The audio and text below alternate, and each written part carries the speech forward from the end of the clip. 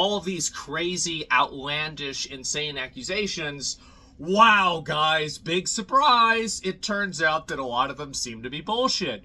They found no evidence for many of them, but I think that a lot of the more outlandish ones, the, employee killing herself, the breast milk stuff, some of the, like, the Cosby room, all the, like, really extreme stuff, a lot of that stuff probably wasn't true. Like, the California government and independent investigations, and also you have people coming out and then taking back what they were saying. I mean, you put all these things together, and you're starting to come to, a bit of a conclusion that maybe this didn't happen the way they said it did, right?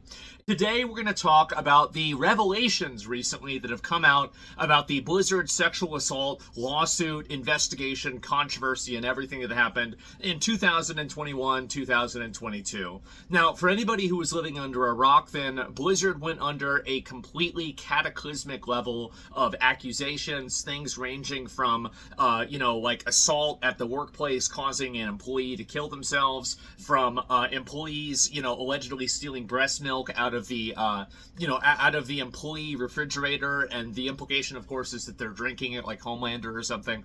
Like, whenever this happened, obviously, I think that it really was the perfect storm for Blizzard because, I mean, at the time, Shadowlands was a piece of shit. Overwatch was garbage. People hated Overwatch. Heroes of the Storm was dead.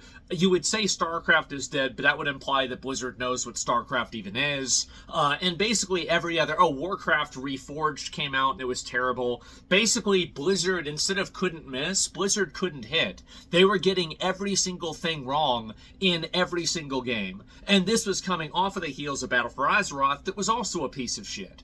So basically, the amount of hostility, animosity, and frustration towards Blizzard was at an all-time high. Like, it was never going to be, any better, any worse than this. And so I do think that, like, maybe 20, 30%, maybe even 40% of some of the accusations made against Blizzard were accurate. And I think that they were true. And I think Blizzard should have been held accountable for that. It was really just people saying this, right? There were no real pictures, there were no videos, there was no chat messages and anything that was leaked out or anything like that. It was just simply a, basically a he said, she said situation. And so I think that what happened now is that, we've had that happen, and now there are people that come forward and they do say, like, hey, I was taken advantage of, abused, etc. And because of the bad actions of seemingly the people in California and also Blizzard making these accusations or embellishing them seemingly, now it's going to be even harder for people that are legitimate to be taken seriously.